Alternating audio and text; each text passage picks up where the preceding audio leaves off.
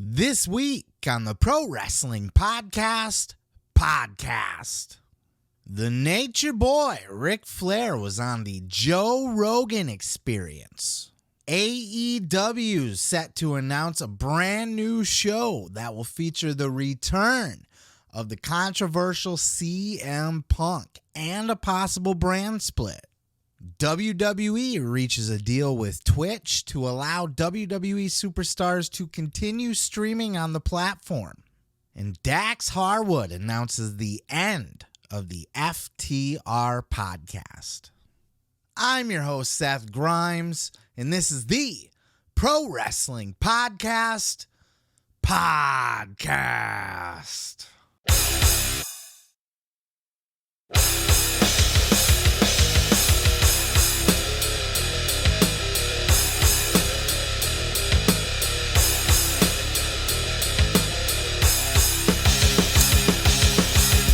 What the fuck is up, everybody? Welcome to another episode of the Pro Wrestling Podcast. I am your host, Seth Grimes, kicking it here on another wonderful weekend. A weekend where Mercedes Moné lost the IWGP Women's title. And I do believe that completes her contract with New Japan. So either she's going to re-sign or maybe she'll pop up somewhere else or possibly back in WWE, AEW.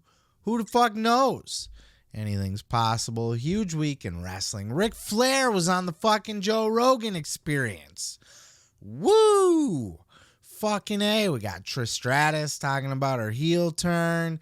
WWE signs a deal with Twitch. All kinds of great stuff to get into on this show. Before we do, if I could bug you to please like, follow, and subscribe at Seth Grimes Media on Facebook, TikTok, or Twitter if you're on any of those platforms. And while you're here, if you're here on the YouTube, hit that subscribe button down below. That would help me out a whole lot. And if you're listening on the podcast, hit the follow or subscribe there too. Whatever the podcast gimmick asks you to do.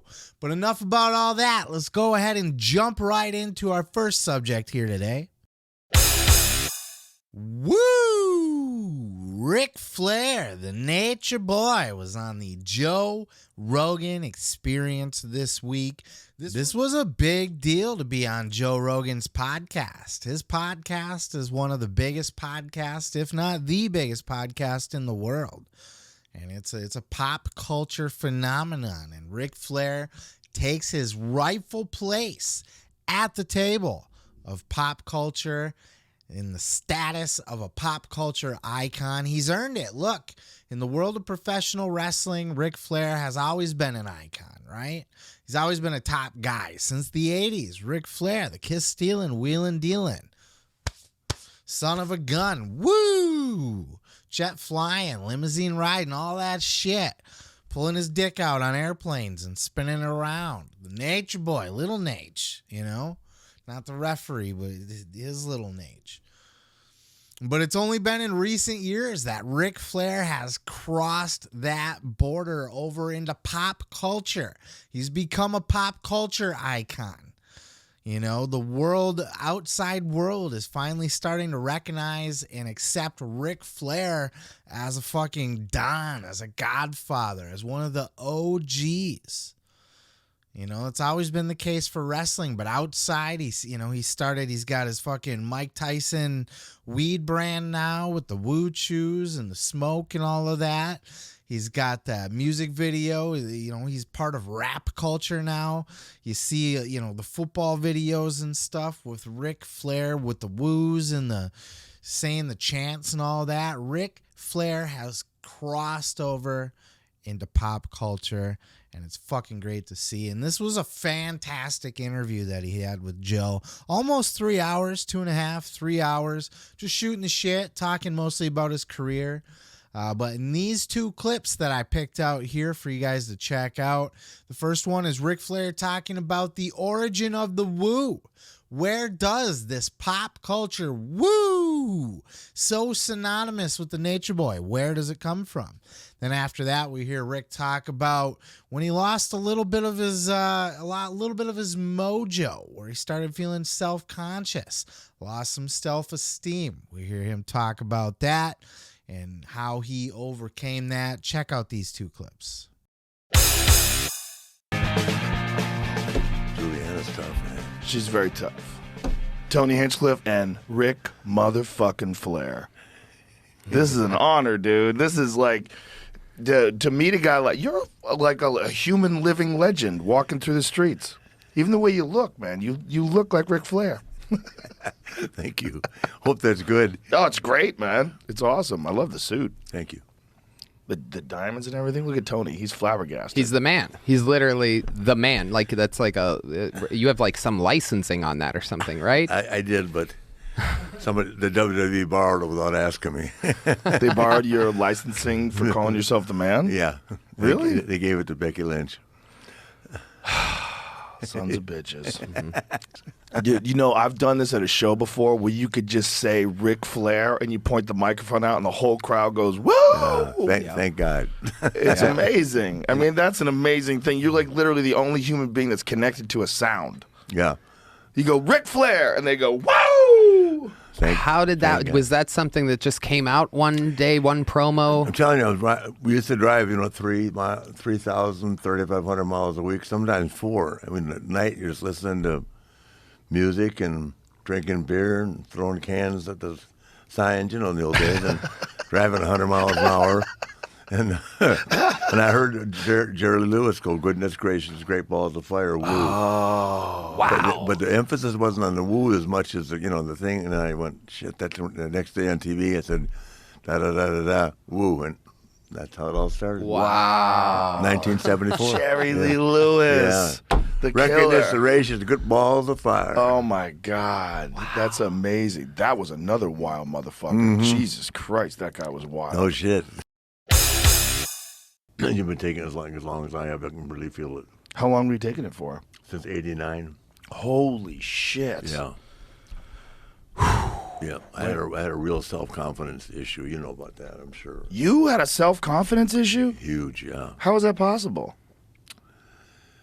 Just different promoters having different feelings about my position with the company and life.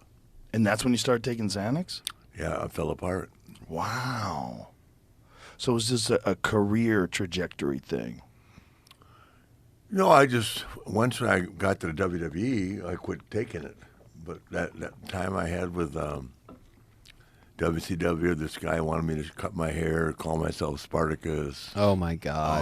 Oh, my God. Jim Herd. Holy shit. Jesus Christ. Whose idea was that? Jim Herd. Oh, my God. To think that he almost killed the... Yeah. Well, I did cut my hair. That was the haircut I had in North Korea. I fell for it. But I was cracked by then. I went from being the world champion to, this guy that ran Pizza Huts, St. Louis. Ted just hired his friends to run the wrestling. So this guy who doesn't know anything about wrestling comes to you. Does he pull you inside a meeting and tells you this? He says, we want to change your number or cut your hair and call you Spartacus and put a earring in your ear. So what do you say to this? I was in shock. I went home and had anxiety. I didn't know what anxiety was, and I had one. Wow. Isn't that crazy that just some fucking idiot can ruin your life like that? Mm-hmm. Wow. And like with that, you drop. I'm sure the suggestion was to drop everything that you had at that point, except for your physical moves in the ring. But like your promo. No, nothing about that. Just the name. name. Know it. He just wanted Ric Flair. That's NWA. We're WCW now. Oh, wow. What year was this? Well, 90, 91. Jesus Christ. Because I finally left. And you're 2 years away from that moment. Yeah. Wow. Yeah, say what you want about Ric Flair. Think what you want about some of the things that he has to say on his podcast or some of the things that he's done or allegedly done or whatever the case may be. But there's no denying that this man has earned the right to be a pop culture icon. He is such a trendsetter. The entire hip-hop culture is based off of Ric Flair invented hip-hop culture. And they stole it and they borrowed it. And they didn't give him credit before. Nobody shouted out Ric Flair. But you can't fucking tell me. Ric Flair was walking around in the 80s talking about these fucking shoes, these alligator shoes. This watch is worth more than your fucking house and your mom and all that shit. Fucking bitches, the line outside the door of the hotel room, the whole shtick. Ric Flair, the fucking kiss stealing, wheeling dealing, jet flying, limousine riding, all of that. Guys like a Jay-Z later inherited that, took over that status. It became a thing in hip-hop culture to start flossing. You know, all your fancy shit, your watches and stuff. When Ric Flair was doing it, hip-hop culture was still Kangol hats and fucking jump suits and fucking breakdancing and boom boxes and shit. Chain around the neck. They always had the chains. But Ric Flair was dripping. Ric Flair drip, right? He invented that culture. And guys like a Snoop Dogg, for example, will tell you that. And that's why hip-hop culture today is so fucking, has so much respect for Ric Flair. That's why he's a goddamn don in hip-hop culture these days, because everybody recognizes that's Ric Flair. Ric Flair drip. He invented this shit. And he did. He really did. Then he crosses over and he's got that weed business. He said that in this podcast he's making more money now off his weed, off his fucking weed brand deal that Mike Tyson's guy got him set up with than he did in wrestling. He has done things that nobody else in professional wrestling has ever been able to do. And he has crossed over in a way multicultural, multi-generational. The Ric Flair fucking lifestyle, the spending more money on spilt liquor at the bar than you fucking make in a year. You know what I mean? Like, Ric Flair is the goddamn man. And I know it's silly. I get that. A lot of people don't like that hip-hop culture, that big ballin' fucking spent more and spilt liquor and shit. But it doesn't matter if what you think about it. The fact is that a guy like Ric Flair has inspired. Nobody was doing that before. It's really quite incredible, and for him to kind of hit that peak in pop culture now so many years later, you would have thought in the 80s he would have been able to be a pop culture icon. But of course, Jim Crockett Promotions and WCW was not as big. It was regional. It was a big region, but it was still a territory in a lot of senses. It wasn't the worldwide phenomenon that WWE is. And then Ric Flair, by the time he was in WWE, he was past his prime. It really took a little while for that culture to catch up and go, no, wait a minute. This guy right here, Ric Flair, is responsible for all of this. And it took some of these rappers stepping up and jumping in with that. And it took your Mike Tysons to come on in and step up and create these business opportunities for a guy like Ric Flair where he can have a whole nother run, a whole fucking second life as just being a pop culture icon, his appearances and speeches and just being on people's podcasts and just being out there as a public figure. He's made it. And that's going to last long after he's passed. I think he's made it into the lexicon of Americana. Lexicon of Americana, that's lexicon of speech. He's made it into the fucking fabric of Americana, the very fabric itself. Apple pie and the nature boy Ric Flair. Guns, apple pie, strippers, Ric Flair. Woo! While Joe Rogan had Ric Flair on his podcast this week and was able to talk a lot about Ric Flair's career, some of which I've already covered in a previous clip. You can check that out of Ric Flair on the Joe Rogan podcast.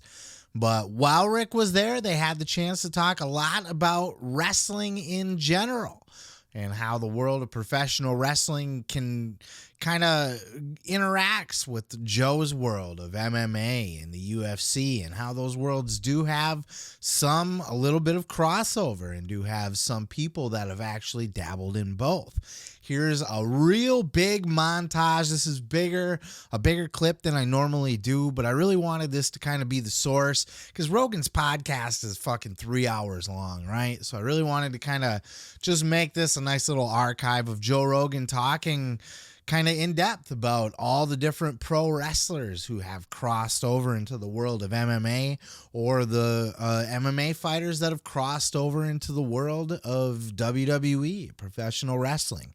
Check out these clips, and then I'll catch you on the other side. Right. I just saw Kenny last month. I love Ken Shamrock. Well, he was one of the first guys to be a legit fighter that went over to WWE. Yeah. Yeah, so he was the first, like, legit guy to make it over there. You know, that was, like, in the middle of his, kind of in his prime, right? I mean, he was a tough guy, though, right? Yeah. He was fucking jacked, too. Yeah. I mean, Ken Shamrock in his day was a bad man. Well, you would say he was, right? Oh, yeah. I thought so, too. Oh, yeah. I mean, he was a real pioneer. The crossover between MMA and UFC, or UFC rather, and pro wrestling is like, there's a lot of guys I know that entertained it. Did you ever think that, like, when you were a young man, if that was around, that you would have done it? No, I never considered it. I don't know. I was already so wrapped up in wrestling, I didn't think about it. But I've always had a lot of respect for the people that do. Only a few guys have ventured. CM Punk was the one who took the most chances, right? Because he didn't really have a martial arts background. Yeah, that was crazy. Yeah. That was bad for everybody.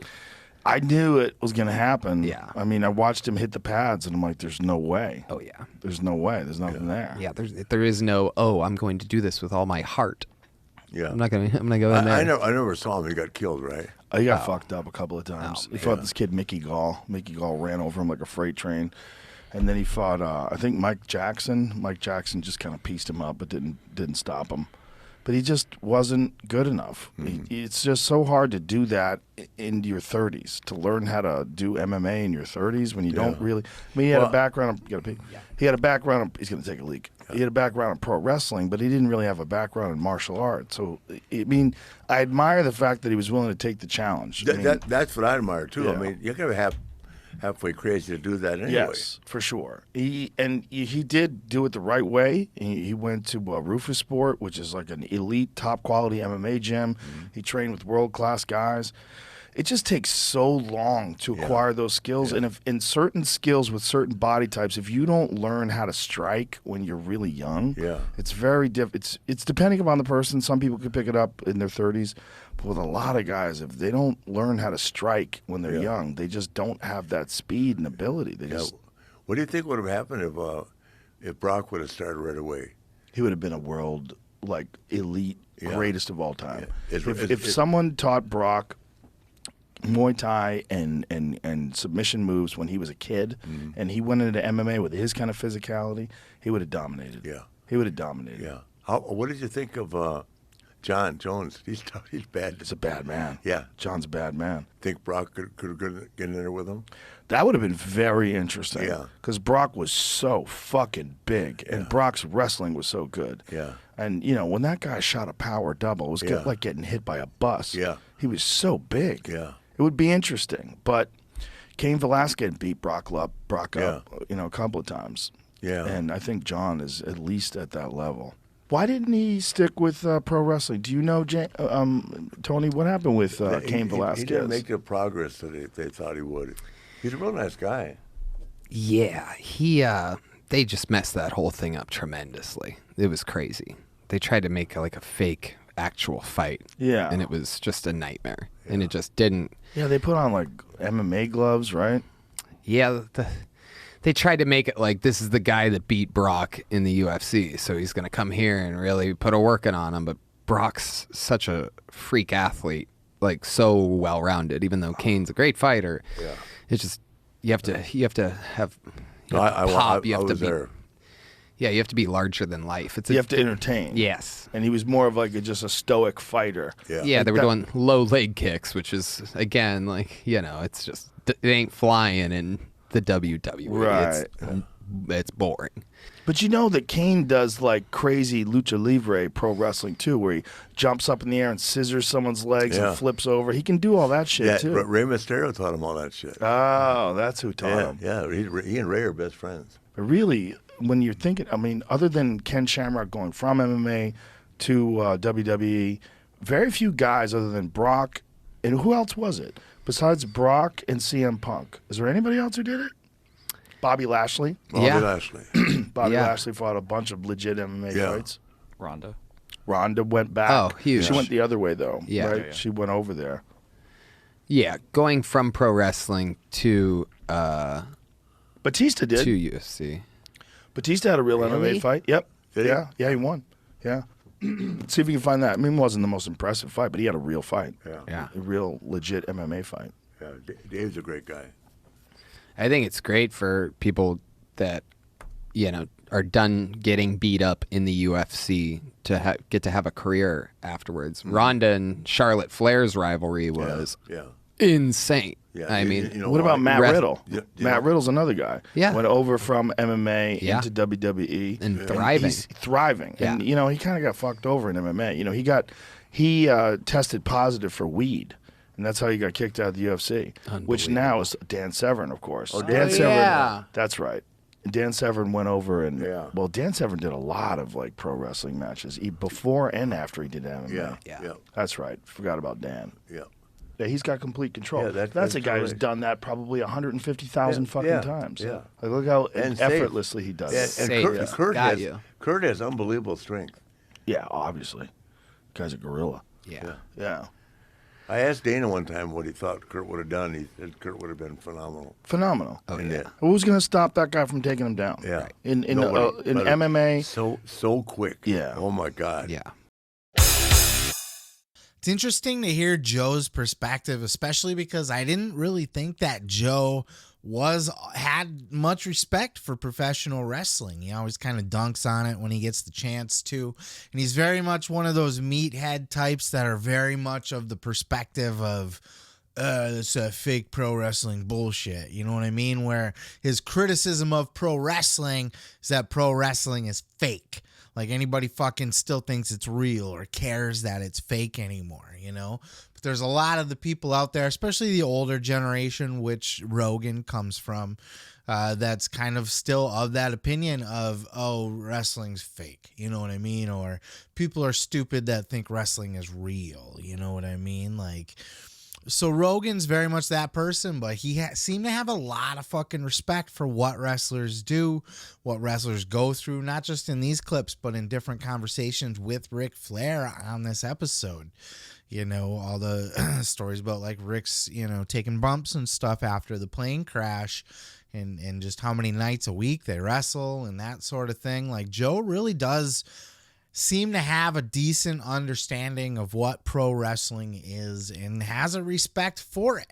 He might not like it and it might still be that fake wrestling bullshit to him, but he very much has a solid understanding of it now. And maybe it's come over time from interviewing wrestlers and hearing their different stories and learning more about it. He also said that he's friends with Josh Barnett, who's, very much involved in pro wrestling as well, both from the world of pro wrestling and MMA. And there's been lots of people, besides everybody named in those clips. There's Shayna Baszler, Marina Shafir, even though she kind of sucks, Josh Barnett, Chael Sonnen apparently had talked to WWE at one point. So it's happened, and I'm probably forgetting some still. It's happened quite a bit. Let's not forget Bart Gunn, right? Or Butterbean or Floyd Mayweather jumping over. It doesn't even have to be MMA. Look at the boxers who have jumped over. It's really an extensive history of fighters mixing with pro wrestling and pro wrestling mixing with fighting, even over in Japan. as Joe kind of said towards the end there, it's a whole nother thing over there, right? The pancrase, kind of worked shoot pro wrestling shit over there. Was essentially kind of like MMA, but it was worked. So they would go hard, but they would have a predetermined finish, essentially.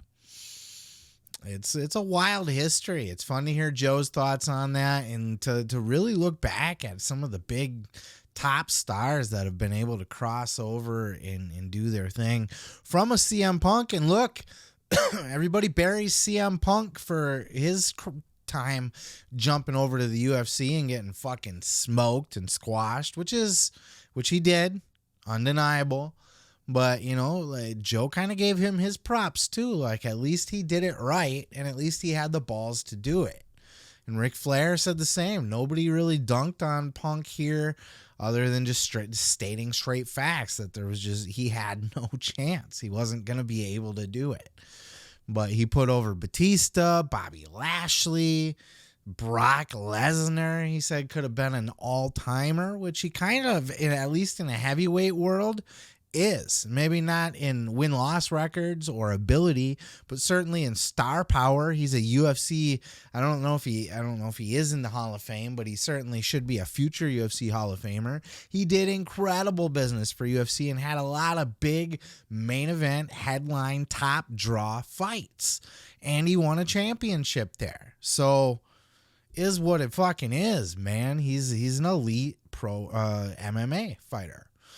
Lots of people, Ronda Rousey, look at the people who have jumped the other way, Ronda Rousey and Matt Riddle. I was thinking Matt Riddle while they were talking about this, and then when Joe chimed in, Matt Riddle, and then he knew enough about Matt Riddle to say that he's excelling, that he is flourishing in the fucking WWE, that he's doing great over there.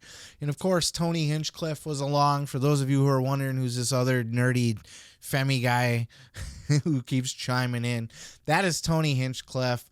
He's a comedian. He has a great podcast called Kill Tony. If you haven't heard that, I highly recommend that shit. If you're into stand-up comedy, it's like an open mic night where just people from the crowd or whatever get a minute on stage, and then he interviews them in like a podcast format after. It's great shit, and he's a huge wrestling nerd. He knows his shit.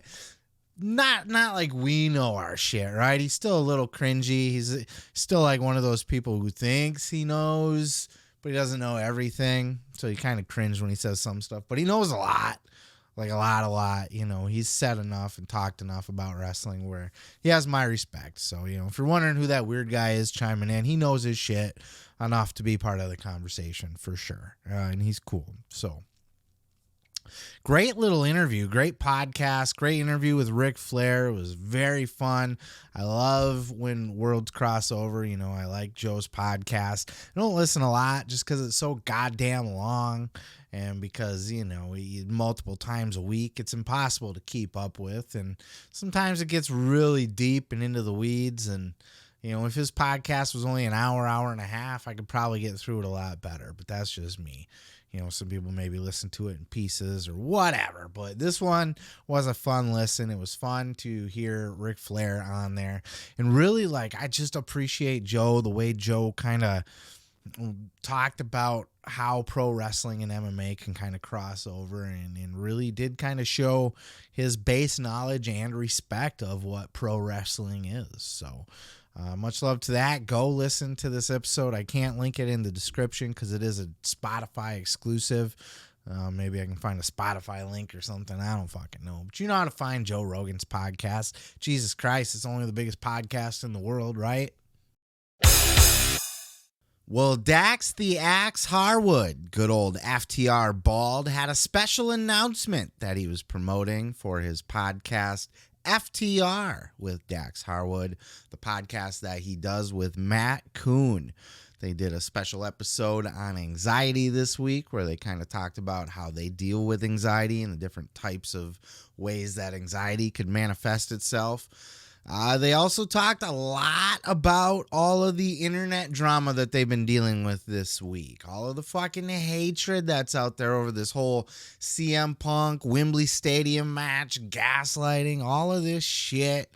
All of it's getting dumped in Dax Harwood's lap. And so the special announcement that they had to make was that they're done. They're done with it. They're ending the podcast, at least for now. They did say that they enjoy doing the podcast. They enjoy each other. There's no beef there. That they absolutely are keeping the door open for the podcast to return, but not likely in the next 4 years. Because Dax Harwood has signed a 4-year contract. And the reason they are done with the podcast is because it's causing too much drama for an active wrestler to be in the locker room. It's causing trouble with the fans online, calling Dax's fucking daughter a whore. And it's causing trouble in the locker room with a bunch of little bitches that can't handle the fact that somebody might actually like CM Punk. But don't take it from me. Listen to this clip right here from Dax the Axe Harwood himself. Check out this clip. God, wouldn't it be funny if this was just, man, how much would people hate us if this was just a giant work? Like, you know, hey, we're going to have a retirement podcast next week and the loser, you know, but we do have a serious announcement to make. Dax Harwood, would you like to make that announcement? I guess so. So when we started this podcast, you know, we just wanted to do good for wrestling. I was looking forward to, and I still do, and I still did, looking forward to bringing my thoughts on psychology, in-ring action, what I thought was good wrestling, my love for Bret Hart, and break down some of the things that we had done in our career and some of our biggest moments. Never in a million years. I knew that we would probably ruffle a few feathers, and I think yeah, we were playing on some feather ruffling, but yeah, and bad, you know. Being a detriment to wrestling fans, to coworkers, people who used to be my coworkers, don't want that. People that I respect, people that I love, like, dude, I got Cash so much heat for because I said CM Punk was my friend and I wanted to wrestle with him. I got Cash heat, and I don't want that. He doesn't deserve that. I don't deserve that. You know, Punk doesn't deserve that. No one deserves that. And it was all because of me. And so now I think the best course of action is to just stop the podcast. And I always said I wanted to leave wrestling, as cliche as it sounds, as like I always say, wanted to leave wrestling better than I found it. And I felt that Cash and I were on our way there. And I think this was a bump in the road. And I'm not saying I will never do this again because I loved it. I loved like this was something I looked forward to doing every day. Yeah. It took me away from real life. I was able to express my passion, my love, my gratuity, or gratitude to wrestling, and a way I'd never been able to. And now I can't do that. So it sucks, but it's something that I think it's a mature decision on both of our parts. And I think it's something we have to do. I can't really think of anything on the podcast that's been said or done that was mean-spirited or even worth apologizing for, quite honestly. Nope. The only thing I should apologize for is how the journalists and the news sites took a section of something I said and made it seem like I was such a bad human being. And I want to apologize to not only my fans. Oh God, I'm getting emotional. I don't want to just apologize to my fans. I want to apologize to the people who already didn't like me and fans of, for example, the Young Bucks and fans of Kenny Omega, fans of MJF or anybody else who I may have upset. I want to apologize to them because I never wanted you to hate me so much, you know, that you would say some of the things you said to me. And going into this podcast, I never thought that would happen. And I hate that it happened. And again, like I told you earlier in the show, I thought I was way more mentally tough than I am, but I admit that I'm not.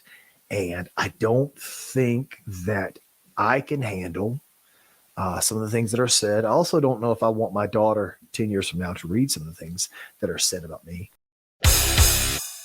I'm disappointed in the fans, those of you out there who had any part in this at all, especially whoever the motherfucker was is calling Dax's 9-year-old daughter a whore. Yeah, the fight like an 8-year-old girl fucking t-shirt. She just turned 9.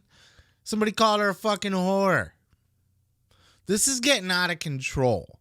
It's fun to troll a little bit on the internet. I'm there with you. Like, look, it's fun to bust balls and fuck with people a little bit.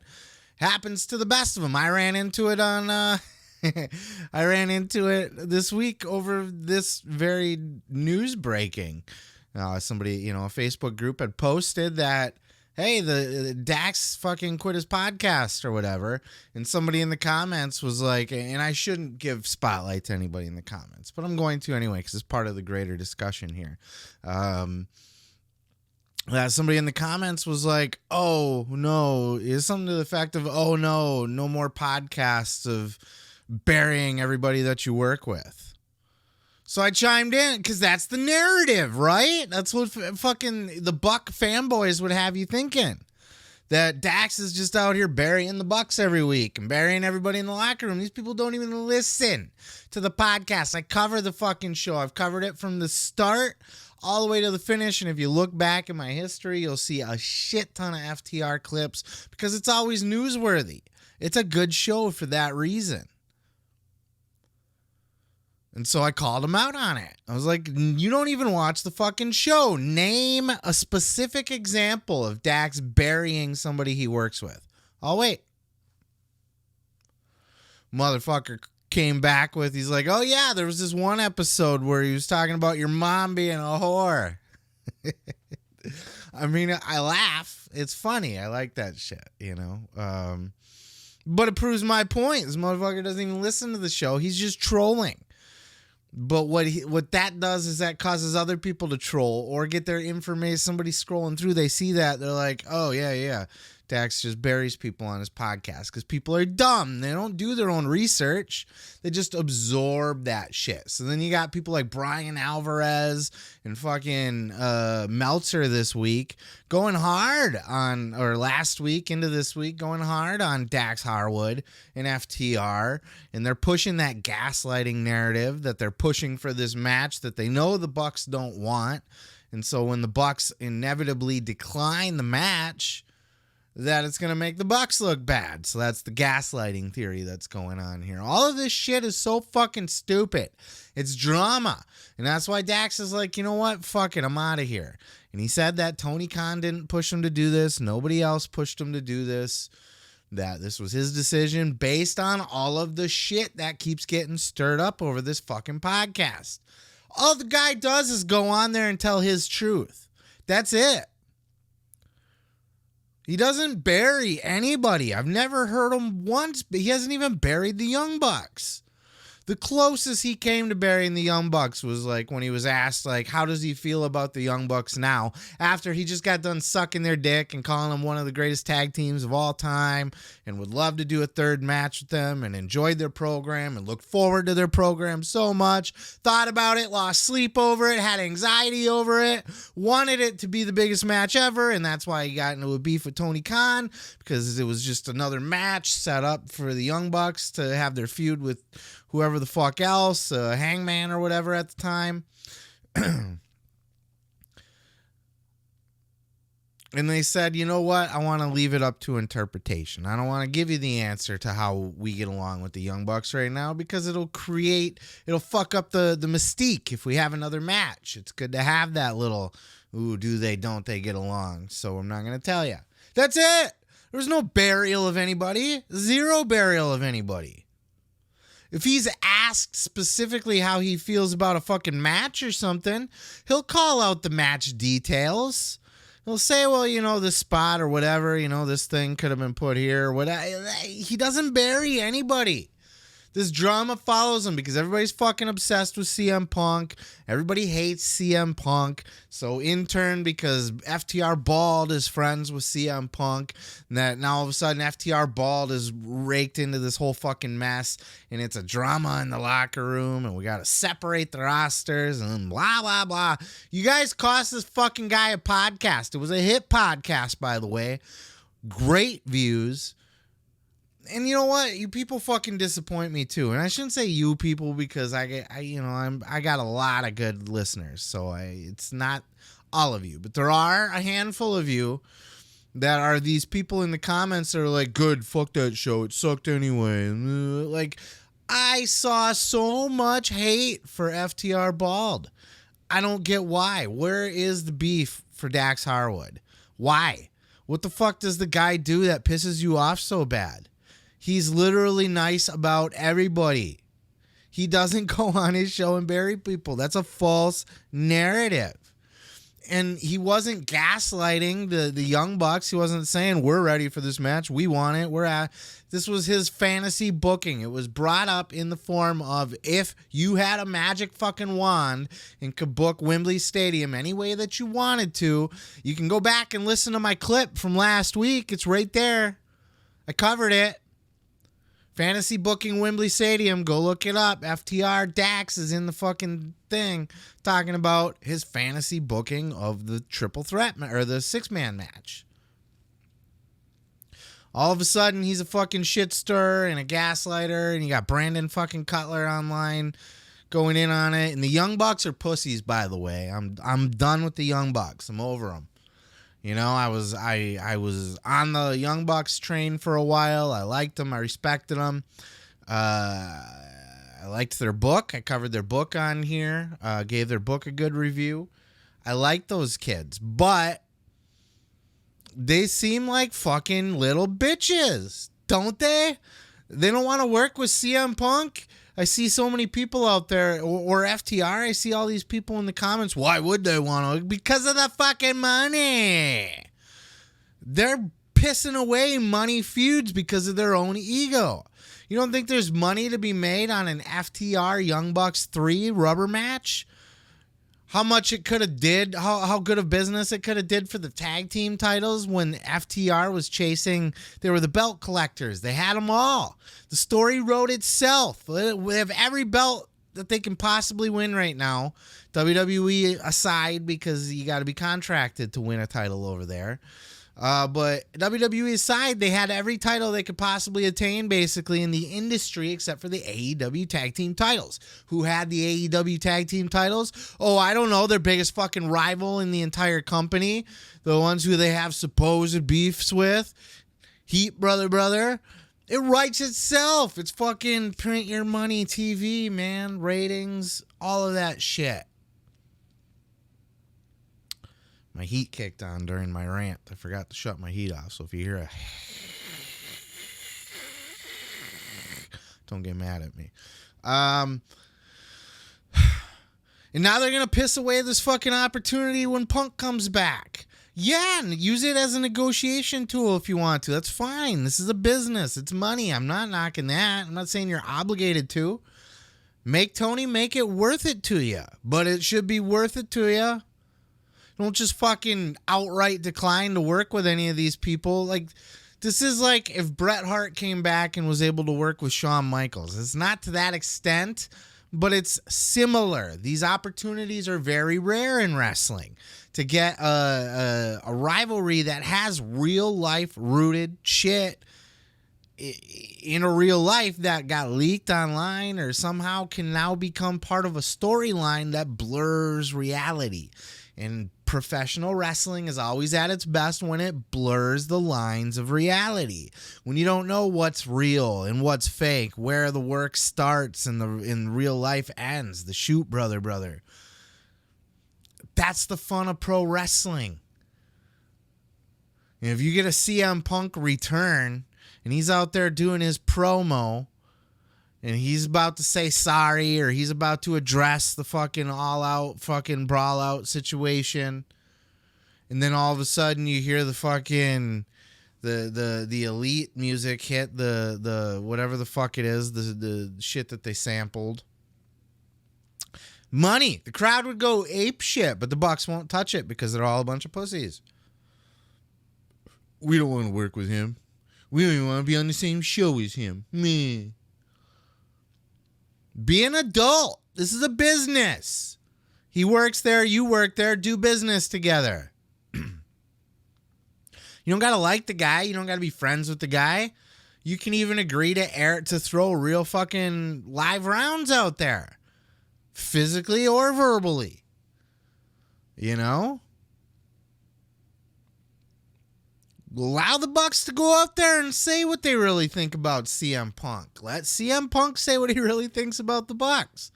Do what he did at the fucking media scrum. Just do it in the ring as part of a storyline where it can actually make the company money instead of bury the company. But they're not going to do it. Mark my words, they're not going to do it. They won't. We probably won't even see FTR versus the Young Bucks again, let alone the 6-man with FTR versus the Elite. That's where the money is. It's where the money's always been since CM Punk left, since this brawl-out bullshit situation happened. It's unfortunate that it happened, but you can't goddamn tell me that if Punk comes back, teams up with FTR, and works the Elite, and jumps right into a program with the Elite, that there's not fucking, that it's not going to pop a rating, that it's not going to pop a pay-per-view. It's not going to pop houses. That's going to do major fucking business. They can do business all summer into the fall with that shit. All in, all out, especially, even if it's just those two. You know, I had pitched last week that my fantasy match for All In would be Punk against MJF to finish that out. Not that I want to see Punk in the main event necessarily or win the title, not at all. But there's a built-in storyline that they can go there and do Kenny Omega versus Will Ospreay. I don't know that you need to see Kenny versus CM Punk, but there's tons of money in it. And I think the 6-man is even more where the money is.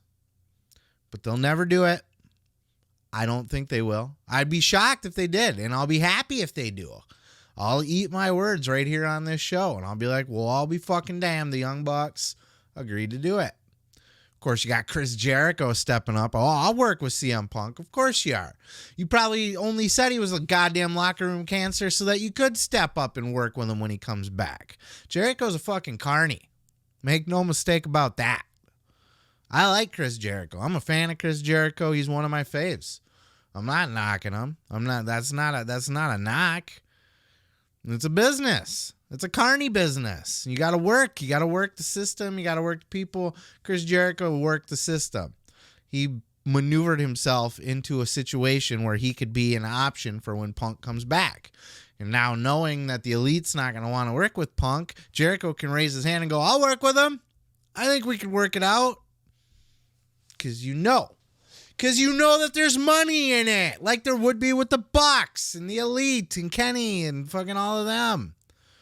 You do fucking Dynamite matches with Nakazawa and fucking Cutler going against FTR and just getting stomped.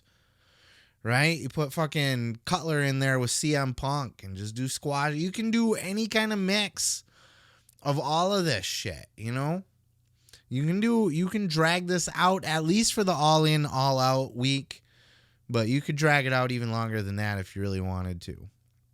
That's assuming Punk's healthy enough to do multiple matches. Though a 6-man, come on, man. Get the hot tag at the end. You get a tag in to do the stare down with Kenny Omega. You know, Kenny gets tagged in and then fucking FTR hair tags in CM Punk. And then he does the slow step in and the crowd goes, ah, and you can kind of gauge what kind of money could be made in a singles match there as they just stare each other down and, you know, fucking jaw at each other from across the ring. That's how you do it. And then they tie it up and they tangle a little bit. Hopefully Punk doesn't twist his fucking kneecap there. And he can eventually tag out to FTR bald and, you know, and then Punk can stay out on the apron again until he's ready for the hot tag and can come in and fucking work the finishing sequence of the match. That's it. And then you get him to All Out and do a fucking one-on-one singles match with him. I wish that was the case. I wish it was. And I wish, we got kind of sidebarred by the potential of FTR and CM Punk working with the Young Bucks here. But that's the root of why Dax had to end this podcast, is him talking about this shit specifically. Last couple weeks, he has come back on the show and said he's gotten tons of heat for everything that he's said on the show. And what has he even said on the show? It's drama. It's drama bullshit. He is not saying anything bad about anybody. Him fantasy booking Wembley Stadium, people take that, oh, he's gaslighting us. He's trying to set us up to look bad. If they don't want the match, they're playing politics. They're playing games. They're trying to push us out. And you got Meltzer and fucking Alvarez helping push that narrative. If you needed any more fucking proof that Meltzer is in the pockets of the Young Bucks, maybe not literally, maybe not on the payroll, but him and the Young Bucks are fucking tight as tight can be. If it wasn't clear to you by the Meltzer driver, if it wasn't clear to you by how Meltzer talks about the Young Bucks, or how he talks about people that are opposed to the Young Bucks. You listen to anything Alvarez and Meltzer have said in the last week or two, and it's about this situation, and it's negative towards CM Punk and FTR. They are not biased or impartial, and their opinions are half-assed at best. They're coming from one side of the whole story, and then they are filling in the rest of the blanks with their opinions. They're educated opinions, but they're opinions, and it's clear as fucking day. So they're showing their cards worse than ever, and they're causing these problems. And then whoever's in the locker room that has a problem with Dax's podcast, get the fuck over yourself. Why would you? He's not burying anybody. He hasn't said anything bad. He's not like, oh, Will Hobbs fucking, his work's sloppy and fucking, I don't like the butcher's fucking hair. He's bald. I'm the only bald guy that should be in a tag team. Like, he doesn't do that shit. I don't know. I just don't get it. Other than there's a clear line of your team Punk and FTR or your team Elite. And your allegiance lies with one or the other, and you're just going to fucking pick a side and beef. And it goes back to this divisive fucking nature that we're all in the world today. Professional wrestling as a microcosm, yeah, you got this elitist fucking, no pun intended, elitist back and forth side choosing between WWE and AEW. Oh, my side's good. My side's good. Oh, you don't tell stories. Oh, you don't have good wrestling. Oh, your boss is a mark. Your boss is Vince McMahon. He rapes girls. Like, it never ends. It's always meh in the comments, back and forth. It drives me fucking nuts. And it's even, you can niche your way even down further into AEW. Now there's Team Elite and there's Team Punk. Oh, I like CM Punk. He's a dick. He's a cancer. Where'd you get that word from? CM Punk's a cancer. Where'd you get that from? People talking on the internet. Look, man, this whole thing has gotten really stupid. I think the internet has a lot to do with it. I think the overly sensitive dramatization of people's feelings these days are adding to it. Dax has not picked any fights or said anything that should hurt anybody's feelings. People are just strictly upset because he has taken a side with CM Punk. And I shouldn't even say that. He didn't take their side like fuck the Bucks. They're just planting their I'm friends with CM Punk. He's a good friend of mine. He misses wrestling. He likes wrestling. I would like to work with him again. I think there would be great money if we worked with the Young Bucks. What is wrong with that? It's a fact. It's true. But no, you go online and you call his fucking daughter a whore, tell him to go kill himself, to retire, hopes they loses their jobs, are fat, fucking bald and ugly, shitty wrestlers, boring. You're allowed to have your opinions, and you're allowed to express your opinions.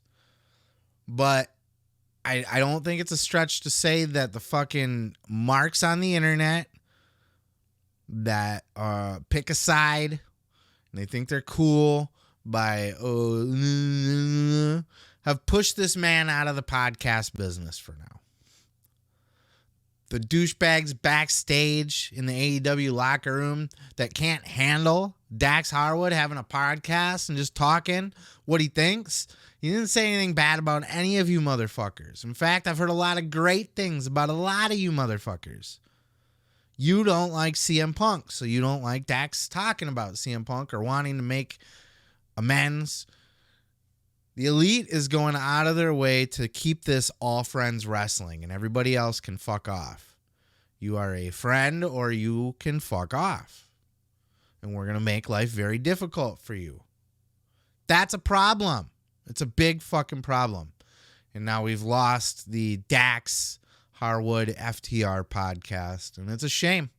As a guy that covers pro wrestling podcasts, I really liked that one. It was a good one. It was honest.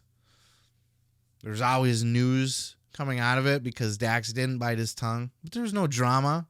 Maybe with fucking Road Dogg, which he freely admitted on his show. But I just shame on you guys. Shame on the internet. You guys can do better. Don't go at somebody to the point that they want to go kill themselves, all right? Guys got mental health issues.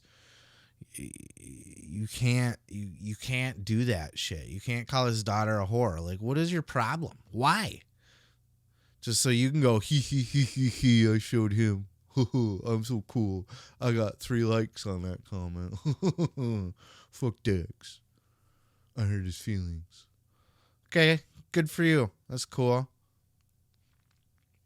Good for you. You're a fucking idiot. But that's all I got to say about this.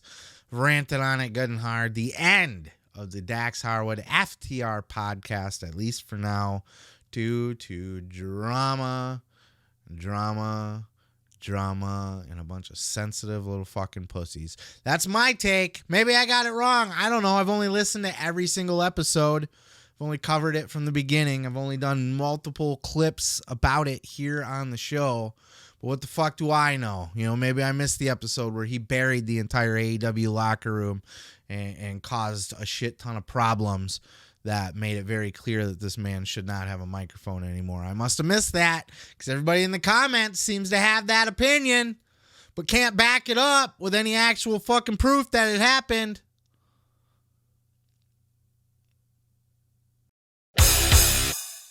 Well, it was Andrew Zarian of the Mat Men podcast and the Wrestling Observer, a contributor over there, that had broken the news last week that AEW was close to signing a new deal, or has already signed a new deal, for another 2-hour TV show to take place on Saturday nights by the name of Collision. This based on a trademark that was filed by AEW, so AEW Collision. Sounds like fits right in with Dynamite and Rampage. Sounds about right. That this will be a new show, a 2-hour primetime show, Saturday nights on 8 to 10. Was supposed to be on TBS, but now rumored possibly on TNT. And it was also Andrew Zarian who further clarified that this was possibly a soft brand split. Soft as in we're not having a fucking draft, and it isn't, you have to stay on this roster, you have to stay on this one, you wear gold t-shirts, you wear black t-shirts, or gold and silver, or whatever the fuck they want to do. I don't know, pink and purple. Don't care. That it's not going to quite be like that, but that there is definitely going to be some talent that only works Saturdays and some talent that only work Wednesdays. And this is mostly due to the fact that people don't want to work with CM Punk, but CM Punk's coming back. This has also been confirmed by Andrew Zarian, who confirmed that CM Punk, that the network, that Warner Discovery, was told that CM Punk is on his way back. So, with all of that said, let's go ahead and check out this clip from Andrew Zarian talking about the latest on this topic, and then we'll follow up on the back end with some more thoughts. CM Punk is essentially happening. I know for a fact that Warner has been told that he's coming back. So he's in the, like, they are very much aware of the situation. He had recently said he was willing to return to AEW, and he wants to make it work. So the issue here is that he's willing to work with the Elite members. I know that as of the time I was told, and as of early this week, there was no intention on the other side. Maybe Kenny a little bit more than the Bucks, but I know, they do not want to work with him. There's been no dialogue between the two sides either regarding, sitting down and making this work. So the plans have been put in place to possibly have a tentative Saturday show to be the soft brand split. When I used that term yesterday on Mat Men, I was told that it's less soft than I'm putting out there. So I guess there will be people that are predominantly on the other show, on the Saturday show. Also, Dave reported that there was a meeting scheduled between CM Punk, Tony Khan, Chris Jericho, FTR, and other people. I've heard this from multiple people. And the way it was alluded to me is that the program will probably be Punk and Jericho in some capacity. I don't know if FTR is involved or Jericho Society is involved, but that seems to be, and you know what? That's a very smart way to do this. Jericho has presented himself as a locker room leader. Jericho came out and said he's toxic or whatever he said, and he's willing to make this work because he realizes that there's money in this. At the end of the day, it's for the greater good of the company to put your personal feeling aside with this guy. If he's willing to make it work with you, you know what? You can make it work with him too.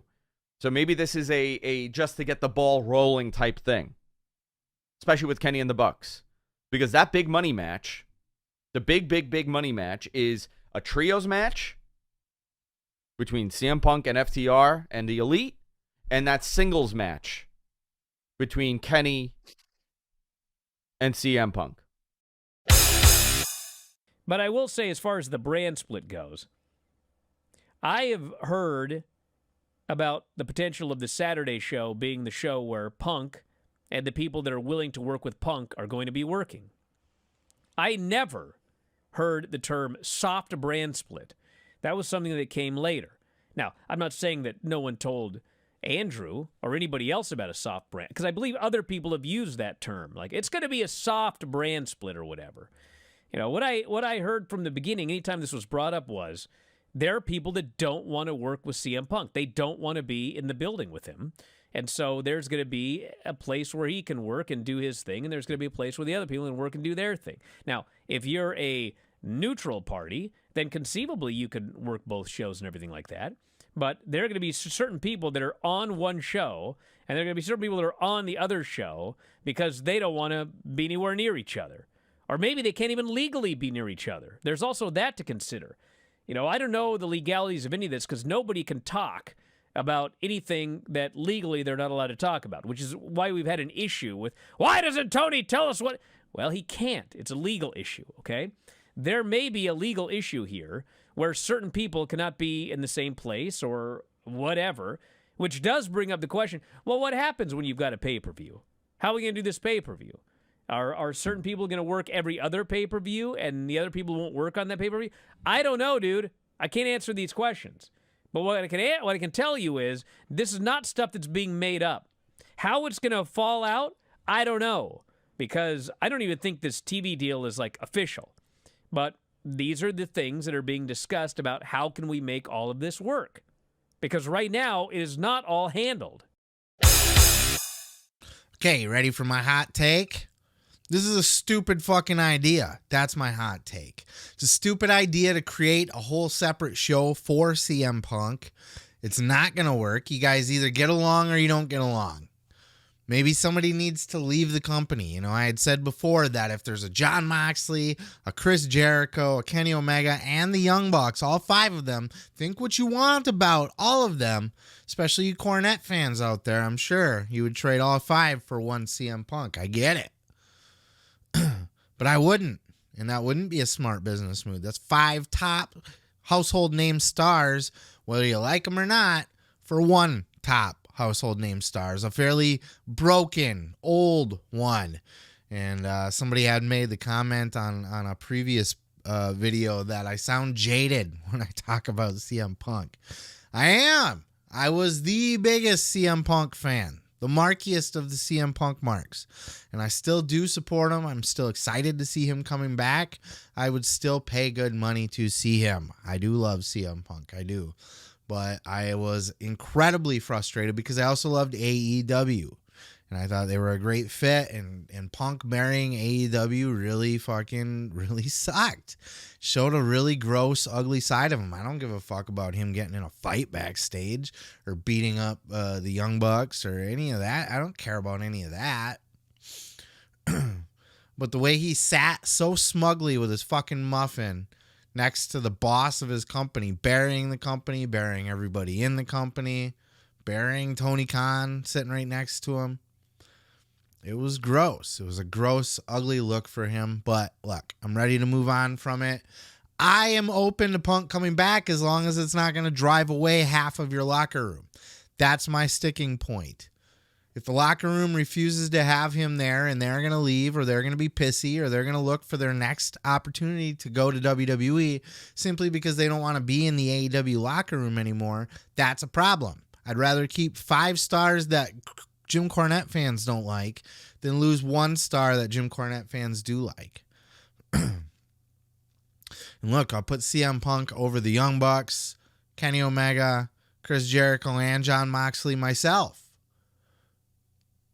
But not all 5 of them at the same time. So maybe the happy medium is doing this second show where CM Punk and friends can be on one show and the Young Bucks and friends can be on another show. You know, all friends wrestling on one and all professional wrestling on the other. I don't know. I just don't think it's going to work. They're going to mix in pay-per-views. Punk's still going to be on a microphone at some point, and he's always outspoken. He's always got something to say. You don't think he's going to take little shots or fucking bury the company again?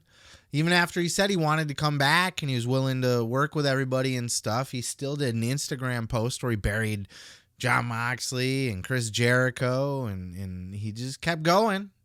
He's not afraid to speak his mind. Though I do think it's smart to bring him back. There's money. There's more juice to squeeze out of that. A lot of that is with the Elite. And if the Elite doesn't want to work with him, then that's all a bust. And if the Elite's going to leave AEW because of Punk, that's going to be a problem too. I don't know that tucking Punk away on his own show on Saturday nights is really going to be the way to work it. And secondly, it's a bad idea because AEW doesn't need more TV time. Nobody watches Rampage. And I don't trust that Tony Khan can do a good job with it. He's overbooked already. He's way too busy as it is. His hands are full. He's got too much on his plate. The product suffers for it at times, and at other times there's great stuff on AEW. That's debatable for a lot of you. I get that. That's fine. That's my opinion. But a lot of it's great, and a lot of it's, oof, that was rough, you know? Or what happened to that guy? I don't know. Tony had fucking ADD and forgot about him. Remember the storyline from 4 weeks ago? Yeah, me either, but here it is. No video package to remind you. We're just going to pick up where we left off and assume that you remember.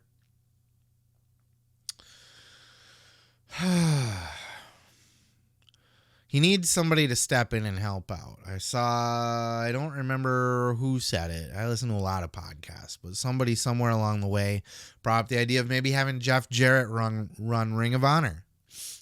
Or at least booked like the Darks, possibly. I don't hate that idea. Those longtime listeners here know that I'm not a Jeff Jarrett fan at all. I have a no Jeff Jarrett policy. But the guy has experience, and if Tony oversees him and can overrule him on things, it wouldn't hurt to start delegating to some people. And I would say give your entire Ring of Honor roster to Jeff Jarrett. Look, this dude ran TNA during a pretty decent run for TNA. There was some cool shit in TNA. A lot of people forget that. TNA has a stink to it. a stigma that it still carries around to this day, even with the brand change, even though by all accounts they've been doing some great work. They're TNA and they'll never escape that stink. But they had a lot of great shit, and Jeff Jarrett was responsible for that. He is not all bad at all. In fact, I would say he's a fairly serviceable booker. And he came from a booking family. He knows what the fuck he's doing. And if Tony wants to at least oversee, like just have Jeff submit to him his booking sheet or whatever, and Tony can just say, yep, that looks fine. Try not to micromanage it too much and be like, well, I would do this and this and this and this. Just let that shit slide and just make sure that there's nothing egregious going on or anything that you fundamentally disagree with. And go for it. Let the man run the shit. Let him run the developmental, or let somebody, let your Christopher Daniels or the Young Bucks even, or somebody like that run your dark and your dark elevations. Let Colt Cabana run it. Delegate to some of these people. I don't know why I said Colt Cabana. I have zero idea if he has booking capabilities. Just let anybody run it. Let the Blade run it. The Blade's got experience.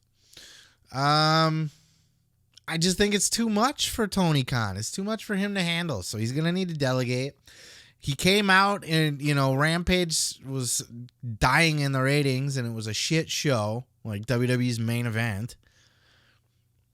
And he took criticism for it, and he came out in a press conference and said, I hear your criticism. I'm going to start putting, it was mostly because people were injured a lot. And this was last summer, by the way, when Punk was out and Danielson was out and Cole was out and all that shit.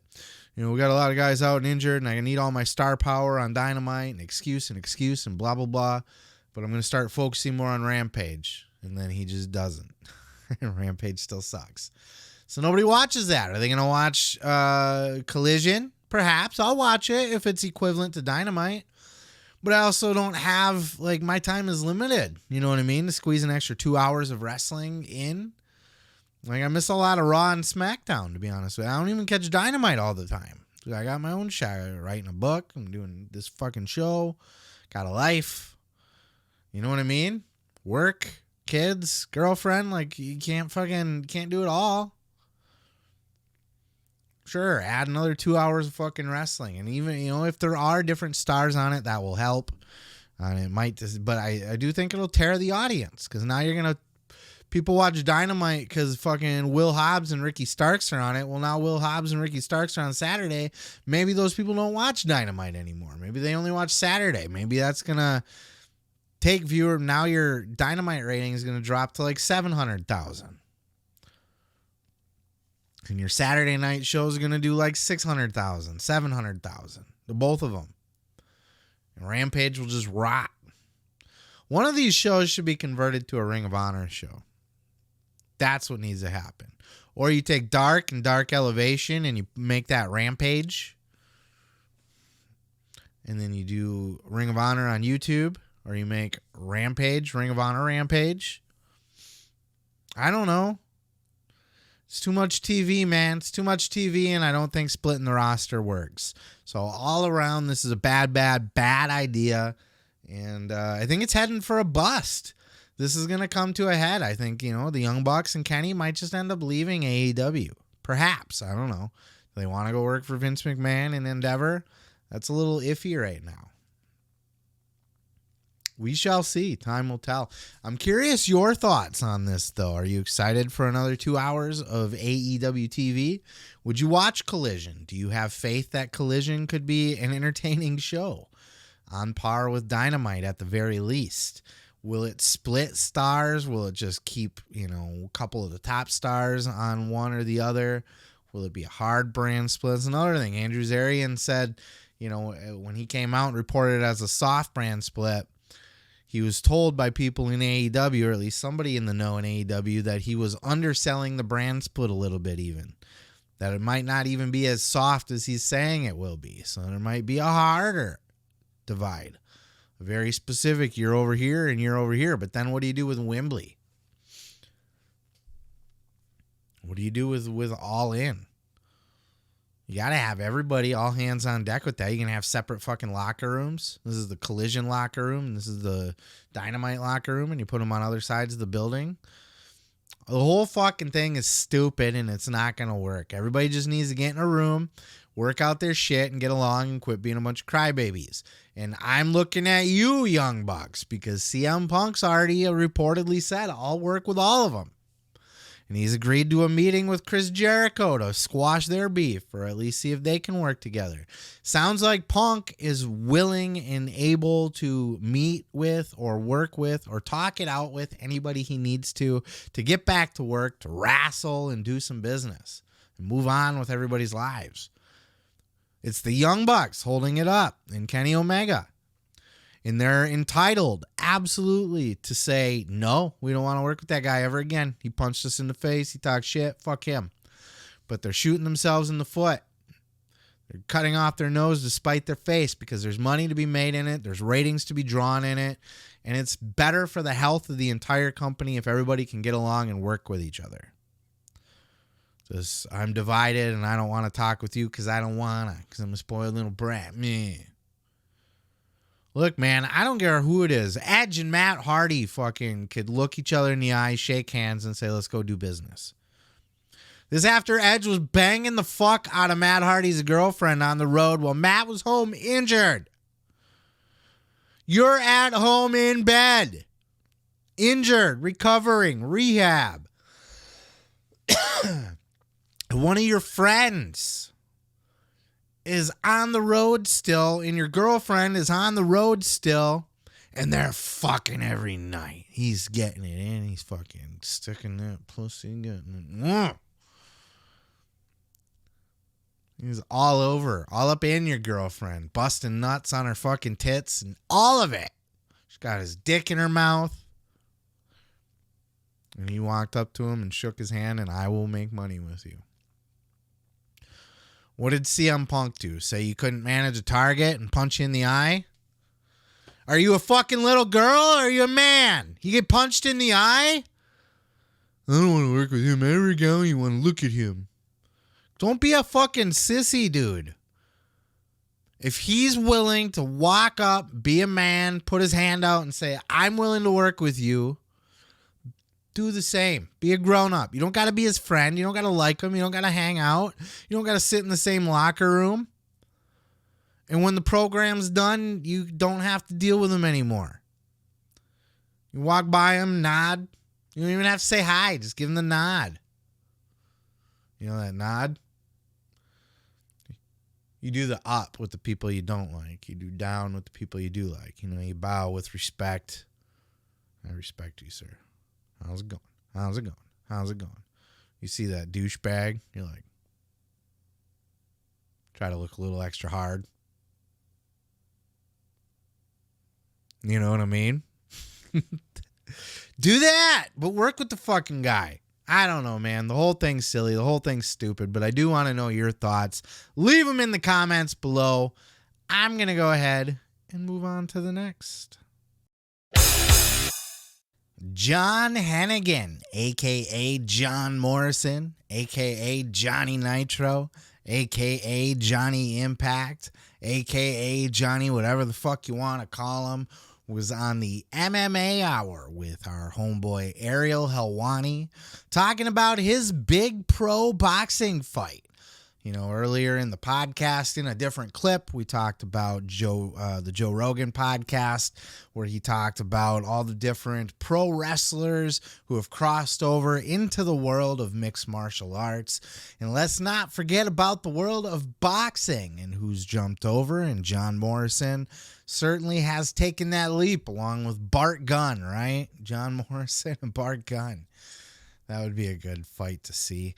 But Morrison hopped over. There's apparently a creator clash.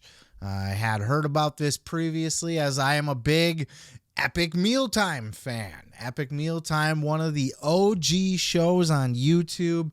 If you are not familiar with Epic Mealtime, check out this clip. From now on, nothing goes down unless I'm involved. No nuggets, no onion rings, no nothing.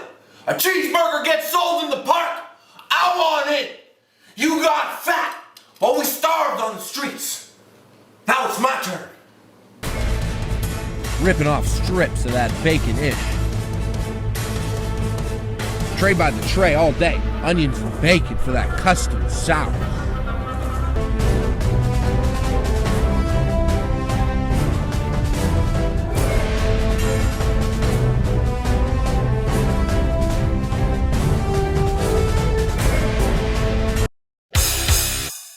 And look, that may seem silly by today's standards when we got a world full of Mr. Beasts and Matt Pats and stuff like that. But I have to tell you, man, Epic Mealtime in its day was the fucking show to watch. They just made the fattest, grossest, most disgusting fast food, junk food, trash food fucking amazingness, right? Pizzas, burgers, all that shit. And Harley Mortenstien was the host. That's that big guy there. He was the front man. And he'd always reference pro wrestling. And he's always did his videos in the style of a pro wrestling promo, as you clearly saw right there. Heavily influenced by pro wrestling. So at the first Creator Clash, or I don't know if it was the first, but the previous Creator Clash, Harley Mortenstien had a pro boxing fight and he fucking won, and I was rooting for him. I was like, woo, Harley, because I fucking love Harley Mortenstien and Epic Mealtime. Highly recommend you go check out some of those videos, by the way. That was just a small little clip it, man. Watch a full video. But then things got interesting when I heard that the next fight was going to be John Morrison. Now, I do not like John Morrison. I would go as far as to say I'd hate John Morrison. If I had like a top 5 list of guys I hate in professional wrestling, John Morrison's on that fucking list. Right along with like Brian Cage, right? And fucking used to be Jeff Jarrett, but he's slowly creeping up on me now for some reason. I don't know. Well, it's a conversation for another day. But Harley Mortenstien versus John Morrison, I was actually Team Mortenstien. I'm like, I hope you fucking beat Morrison's ass. And I know as a pro wrestling fan, I should be Team John Morrison. I get that.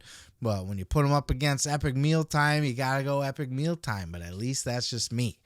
But unfortunately, that's not the way it went. As John Morrison beat the shit out of Harley Mortenstien and won his pro boxing debut. Check out these clips. And look, this was theatrical. And if you didn't believe me that Harley was a wrestling fan, check out his entrance. Then you're going to check out Johnny's entrance. Then you're going to see a clip of the fight. And then we're going to get into a clip of John Morrison talking about the big win with Ariel Helwani. Check out all these clips, and we will catch you on the backside.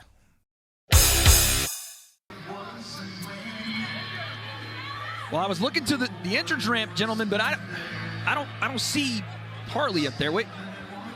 Oh, he might have run away scared. Hold on, what? Oh, it's Harley's in the crowd. Oh my goodness. Harley is in the crowd looking like a Shield member or Solid Snake. I don't know. Charlie, what is going on here? I'm not quite sure. This is just a psychopath out there. The man of the people making his way in. The Sauce Boss is headed to the ring. Tony, what is this entrance? This is fantastic. Look at the crowds going wild. I love this. An absolute star, folks.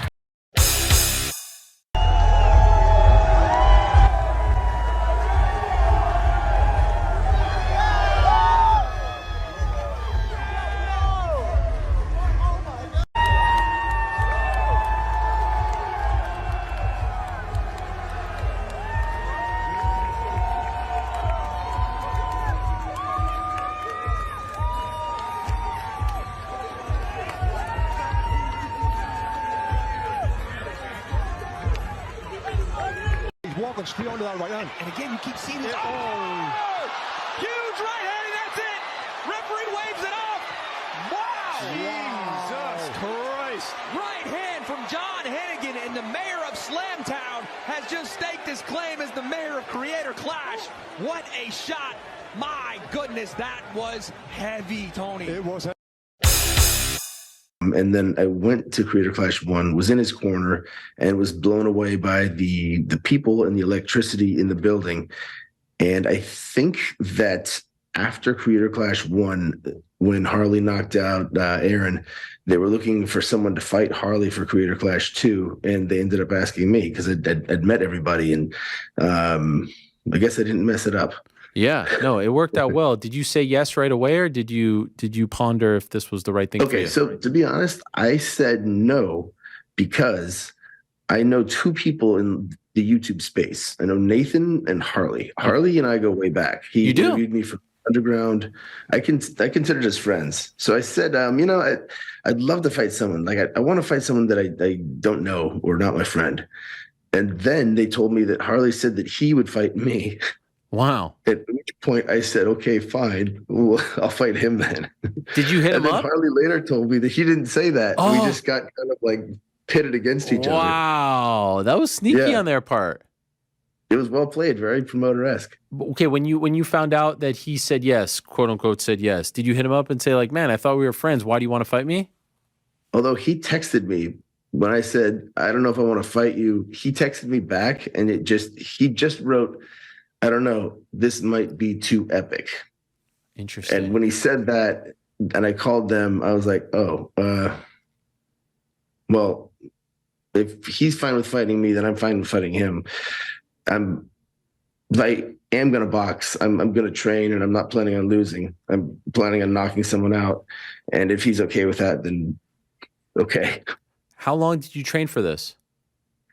About 4 months. What an ending. You knock him out. First, you knocked him down. He fell out of the ring. He rolled out. Then you knocked him out cold in the third round. Were you expecting that? To knock him out of the ring? No. just to stop him. Like, did you think you would knock him out, or did you think this would go the distance? I thought I would knock him out. That's what I was planning on. I don't know if you saw the fight. I feel like I clearly started. I started okay, but then I just started swinging way too fast and started kind of blowing up a little bit and having to focus on my breathing. Boxing's hard. Yeah. I think one of the key things that Josh had me do a great deal of was sparring. And the people that I sparred with, like, just beat the crap out of me. Liver shots, head shots, knocked me down, knocked me out once or twice. Wow. But like I feel like, and according to Josh too, like that's kind of, if you go into a fight without having that experience, you don't want to get hit that hard for the first time in the fight. Yeah. Let me leave you with this, like something to think. Triple H, CM Punk, Roman Reigns, Cody Rhodes. On Saturday, I did something that none of them could ever do. Let's win a real fight. Suckers.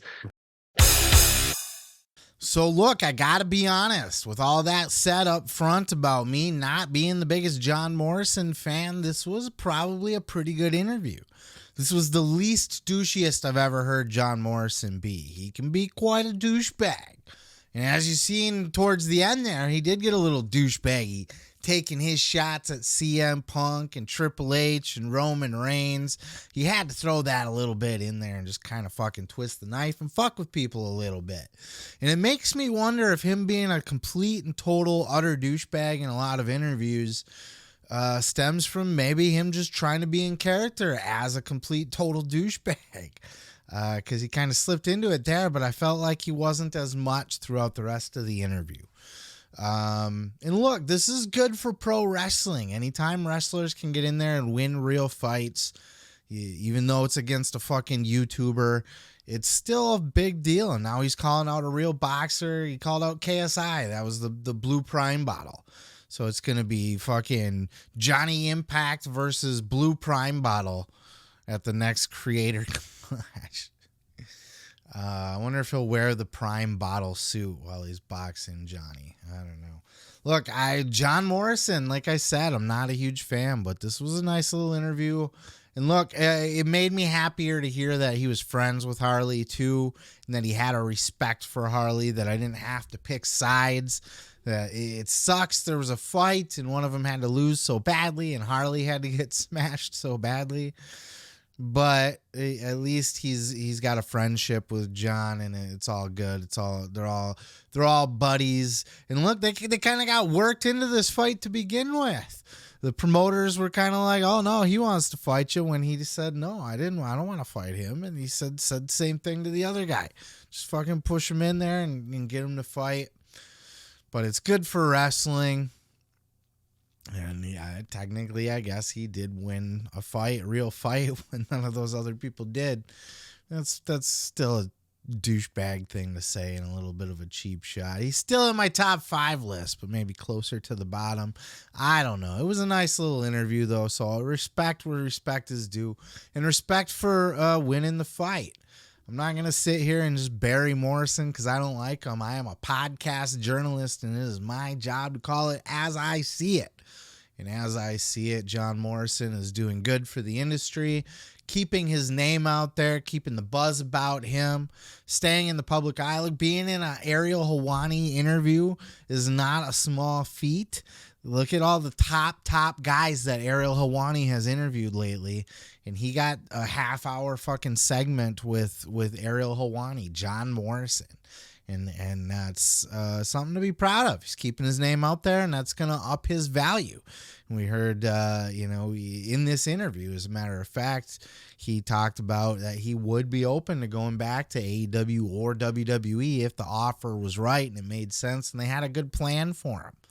Which sounds like, like he kind of makes it sound like he's got the upper hand. Like, well, I guess if it's up to my standards. I don't know. I maybe getting a little too big for his britches, right? It was a fucking reality show, YouTuber boxing event, okay? Don't get too carried away. A lot of people in his entrance. That was fun to see, and that's another thing that makes us good for wrestling. Taya was there. AEW contracted talent there with WWE contracted talent. Jack Swagger was there. Jake Hager, AEW contracted talent. There with WWE contracted talent. Fucking LA Knight was in the house. He was there for this. Hacksaw Jim Duggan was there. Oh, a couple other people I thought I recognized too. And Josh Barnett was there as coach.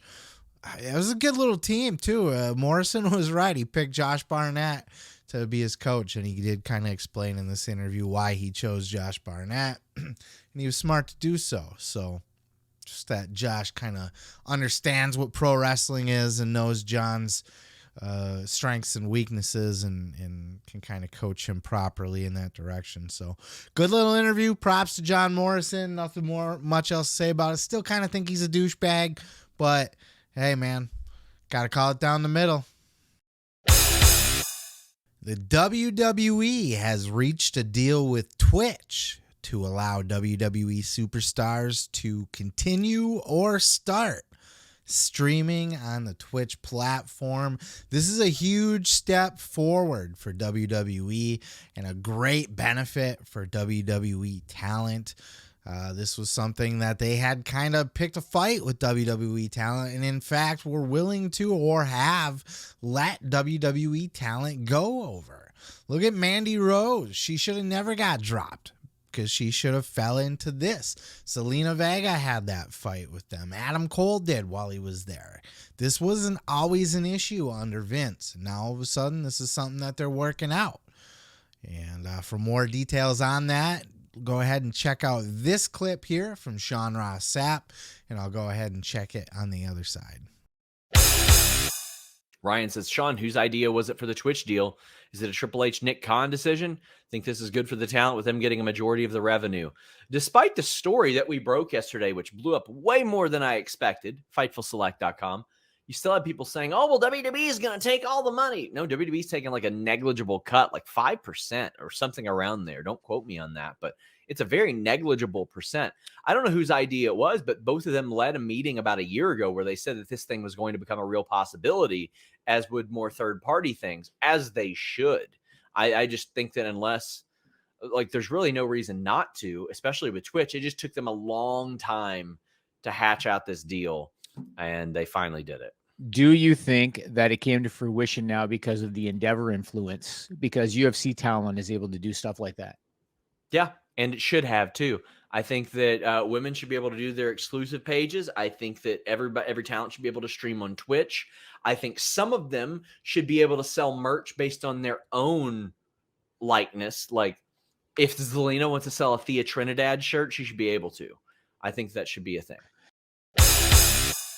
There's nothing wrong with WWE taking a cut if it's that low of a cut. That was the big concern, and that's why I wanted to play this clip from Sean Ross Sapp specifically, because the big concern was if WWE's making a deal and they're going to be taking a cut, what kind of cut are they taking? If they're taking 30, 40, 50% of the deal, that's still ripping off the talent. But if they're just taking a 5% cut, look, they're contracted talent. WWE is going to have these people under contract for their likenesses and their personalities and their that sort of thing, and they're using that fame to go get followers on Twitch. I get what they're saying. Overall, I think wrestlers should have the freedom to be on there. And Mandy Rose, look at Mandy Rose with the, like I said earlier, with the OnlyFans, or not the fan time or whatever the fuck she's on. She has every right to do that. I think WWE needs to be more lenient about this, but I don't have a problem with them taking a cut, especially if it's that low of a 5% cut. Now, I don't know if that means that like a Zelina Vega can be a Athena. She's Thea Trinidad, right, on Twitch. I don't know if she's now allowed to use the handle Zelina Vega with that 5%, or if that's just something that WWE had to kind of, they figured was fair for them to allow wrestlers to earn that side money. And they can just continue to do it under their own name, but they can do it with the blessings of WWE and maybe even the promotion of WWE. Look, what if fucking Zelina Vega is coming down the aisle for a match and under her name, instead of her Twitter handle, it has her Twitch handle, or both? And you got Michael Cole saying, she's on Twitch and whatever the fuck. That kind of shit should be allowed. That's great for the wrestlers, especially in the multimedia world that we live in now. Wrestlers should have their own YouTube channels and their own this and their own that. And there's nothing wrong with that stuff. And there's nothing wrong with WWE taking their cut either. It's a good little partnership. So I think this deal was more just to kind of work out the mechanics of how WWE can get, be a third party getting a percentage payout here, and then allow the rest of the talent to be on there. And look, they might even be able to use footage that won't get copyright striked, or music that won't get copyright strike. I don't know the specifics of that, but this is a really great deal, and more wrestlers should jump on this, and they should be welcoming a Mandy Rose back. In fact, I do believe a Mandy Rose will come back to WWE, and I think she'll be hotter when she does. I don't mean physically, though she probably will be physically hotter too. But I think, I think we're probably within a couple months here. I think possibly over the summer week we'll see a Mandy Rose return to WWE, probably in the main roster, not NXT, and she'll get a nice little pop, and deservedly so. I think there's no reason to be kicking these people to the curb. I think there's a way to work with them, and everybody can be happy and come out of the deal better for it. It's a good deal all around, and that's what business should be at the end of the day. WWE should not be trying to oppress and squash and hinder everybody. They should be making things really easy and make it so that everybody's happy all the way around. WWE too. They get a nice little cut. They get to smile. Thea Trinidad can go be a fucking gamer online, and WWE is gonna get a little 5% take, and that's okay. Trish Stratus was on the Busted Open podcast this week, talking with Dave LaGreca and Mickie James and Tommy Dreamer, all about her big return to the WWE, starting with WrestleMania. Of course, Trish Stratus coming off of Monday Night Raw in that amazing heel promo that she cut on Raw. All you motherfuckers whatting her in the background should be ashamed of yourselves. You know what, Trish Stratus? You what, like fucking what's her name? The Dana Brooke or something. You know what, Trish Stratus? Especially when she's made her return, and especially when she's doing a heel turn. Trish Stratus was on Busted Open talking about said heel turn and return at WrestleMania. Check out these clips. What was it like in the ring and the performance that you had in that match? I think a lot of fans remembered how damn good you really are. And I have to give you kudos because I do feel like you were the MVP in that match. I was in awe on the apron watching the match unfold. And then for me, I just do what I do. I always want to, like I said, I want to do better than I did last time. Right. So I do think people forgot, and maybe I did too. I was like, every time I go out there, I'm like, can I still do this? I don't know. I had a few obstacles. Like I had a partially torn hamstring, by the way, nobody knew about that, but it was just like WrestleMania. Let's just go. This is a big change for you. Why now? I don't know. Maybe it's about proving. I'm like constantly proving myself to myself, I think. And when I got the call to do WrestleMania, that is fun. It was fun to be, in that capacity to do it at that level and at that still on that stage. And then this is just, I don't know, I'm all about, layers and it was like, I hadn't dipped into this territory again, for a long time. And it was like, can I do this? And when I did it, I loved it. This territory that we're in now, and so to be able to go back in this capacity, it felt like it's fun. And it's a good story. I think it's interesting. I always say, like, whenever I went back, it was like, well, it has to check a few boxes. Like, is it interesting? Is it challenging for myself? Will the fans be intrigued by it? Will it tell something different than we've told before? A story that's different than we've told before? Right. So check the boxes, Yeah. Well, as you can tell, it hurts Dave LaGreca. It hurts fans. So, it's working. I thought Trish did a hell of a job at WrestleMania. In fact, I posted that on my Facebook as I was watching it. I did a couple, I made comments about some of the matches that was on there, and that was my comment about that women's match. Other than that, it was kind of shit. But it did stand out to me that Trish Stratus was out there working her ass off. Now, was she great? Was she Charlotte and Rhea? No. She's not amazing. Trish Stratus is not one of the best women's wrestlers of all time ever. But she's not shitty. She's not Anna Jay. I think people do forget what Trish Stratus brought to the table or who she was. She's one of the greatest female talents of all time ever. She was serviceable in the ring. She wasn't great in the ring. She wasn't necessarily even good in the ring. Good might be. She might have been good. She was serviceable. She could have a match and it didn't look like shit. It didn't look like paint by numbers. It didn't look like a sloppy powder puff girls match. She went out there and she worked. She wasn't elite level, but she was decent.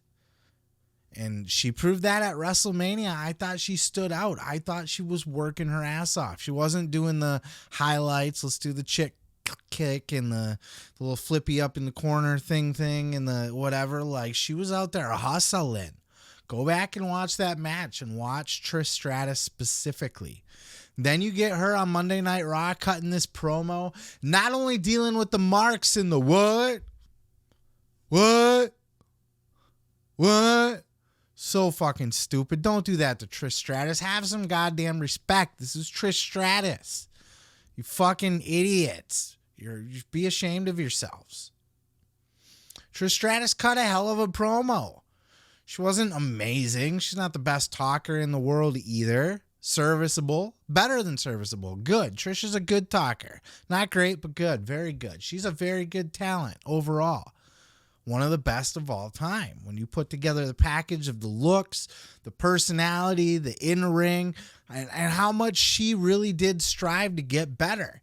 When she came out and she was just the TNA fucking manager, and she was crawling around on all fours, and she was a Barbie doll doing bra and panties matches and stuff. She really was the one that pushed things forward. Her and Lita had a main event match on Monday Night Raw. Her feud with Mickie James was a highlight of that year's WrestleMania 22. They had a good story going into that. Trish Stratus was a special talent in her time, and I think people forget that. They do. Or think that she's overrated or something. Like, she really did she was one of the biggest female stars of that era, period. Her and Lita were the Rock in Austin of the women's division of that era. And her to come out on Raw and cut a heel promo, and everything that she said was true. Everything she said was true. She had legitimate gripes, and that's what makes a good heel. She didn't just come out and say, "Ooh, I'm a heel now." Meh. She had a reason to. And she wants to let people know that people forget who Trish Stratus was. And I like that she's out there trying to push herself. That she likes to see if she can still hang, and that she does go out and practice when she knows she's got matches coming up. She's in the ring practicing. She's not just going through the motions. That she wants to go out there and hang with the new girls. That she wants to prove that she has what it takes still. That she really is an icon status in professional wrestling. That she deserves the Hall of Fame. She mentioned that in this interview. It busted open. Like, there was a point where she was like, "Do I deserve to be in the Hall of Fame?" Yes. Are you one of the best in-ring talents of all time? No, but you are head and shoulders as a wrestling personality above fucking 90% of all other women in the business. There's very few you could name ahead of Trish Stratus or in the same fucking conversation as Trish Stratus. You know what I mean? It's not far from Fabulous Moolahs and Sherry's and Charlotte and Becky and Sasha Banks that you get down to Trish and Lita. Right? In the conversation. Very much so. Top 10 of all time. Has to be. Medusa. Throw her in there. Sure, of course. Even if you're pulling from Japan and you want like Bull Nakano or some shit, or if you want fucking Serena Deeb, Trish Stratus still in your top 10. Mickie James, Trish Stratus still in the top 10. Give her fucking credit where credit is due. Now she's out there proving it, not just working hard in the ring, injured by the way, but cutting a hell of a fucking promo. Unbelievable. Wasn't great, but just for her, and her, I was going to say her age, but God, like a fine wine, my friends, like a fine wine. Now I lost track of what I was going to say. Good promo for being away for so long. And she's got a legitimate gripe, and this is something she can sink her teeth into. It's a good story to tell. Gives her an opportunity to work with the modern greats, like a Becky Lynch. Even if it ends there, she got to work with Bayley at WrestleMania, but I mean, if she ever gets a chance to mix it up with Charlotte or anything like that, like this is a fun little cross-generational return run for Trish Stratus. And I like these after WrestleMania too. Sometimes you get these WrestleMania one-offs and these people just show up for a match and then they go back to obscurity, but Trish Stratus is like, no, I'm going to hang out a little bit. Now that I'm in wrestling shape, let's do a little angle. Let's have a little run ski. And rumors are this could go all the way to SummerSlam, which is only another couple months, but fuck, a WrestleMania to SummerSlam run for Trish Stratus? Hell yeah, good for her. Good for her because she's doing great too. She really is. What? MJF sat down with Sean Ross Sapp at some sort of wrestling convention type gimmick. I don't fucking know what it was. Had a good little sit down interview, about 10 minutes or so with MJF. And two of the bigger highlights from that were, of course, MJF talking about Britt Baker, all this fuss about the pillars of AEW and blah, blah, blah, blah, blah. As you can see by the picture here on the thumbnail, MJF and Britt Baker go way back. You know, they know each other quite well. But Britt Baker has had some not so nice things to say about MJF recently in different interviews. But does anybody ever really have anything nice to say about MJF? But MJF did have the opportunity to give his thoughts on Britt Baker. Check out this clip. Britt Baker talks a lot of trash about you on Twitter now. How do you feel about that? She doesn't like your promos. She's definitely upset because she thinks she's a pillar because PG Punk said so. But the fact of the matter is she's fucking not. And even if she was, what is she going to wrestle me for the world title? She could. I'm 3 times her size. I would beat the living fucking shit out of her. But I do respect the fact that she's a dentist. Hygiene's important. It's very important. I outweigh her and I would kick the shit out of her. I love this shit. I love that MJF just has no fucking filter. And it's acceptable in today's cancel culture. MJF's allowed to be uncancelable because 1, he doesn't seem to give a fuck if he is or isn't. And 2, you know what? He probably will go too far. Let's just face it. Someday something's going to catch up with him. You know, like that tequila in the kid's face thing or something. But 2, we just kind of collectively give him a pass on everything because it's his gimmick. And what a fucking gimmick to have, right? But it was in another clip here from Sean Ross Sapp where MJF seemed to kind of be a little bit more authentic.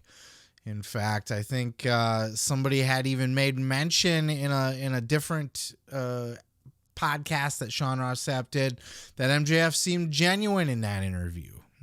To which Sean replied, everything about MJF is genuine, which is not a good thing for MJF, right? No, it's all a shtick, of course. But, yeah, MJF had his thoughts on Cody Rhodes losing to Roman Reigns at WrestleMania. Everybody's had their opinion about this, right? Every fucking podcast under the sun over the last couple weeks since WrestleMania is talking about the finish of that match, which quite frankly makes the finish of that match significant and always will be. Even the end of the streak is talked about to this day. Maybe for the wrong reasons, but it was certainly a moment, and Cody Rhodes' loss to Roman Reigns, whether you think it was a good idea or a bad idea, it was certainly a moment that will not soon be forgotten at all.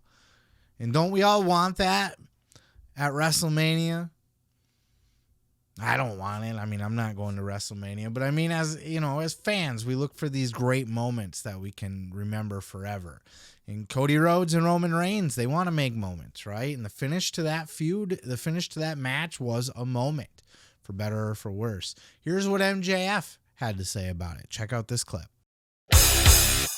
Roman Reigns defeating Cody Rhodes. What did you think of that, or did you think of that? Oof. That is a loaded question. Yeah, of course it is. It is. Me and Cody Rhodes, the American roller coaster, we have a very interesting past, you know? He's been a mentor, he's been a friend, he's been a mortal enemy. All wrapped into a neat, cute little succinct bow. I think he came across like a top guy. I think he's transformed his body much like I have in the past year. But let's be honest, I'm bigger than him and I'm in better shape than he is. But, you know, he looked like a top guy, was presented like a top guy, had a top guy outing, had a top guy match. He just didn't win. And unfortunately, some nights you just don't win. But Cody Rhodes, I think, is the epitome of putting the work in.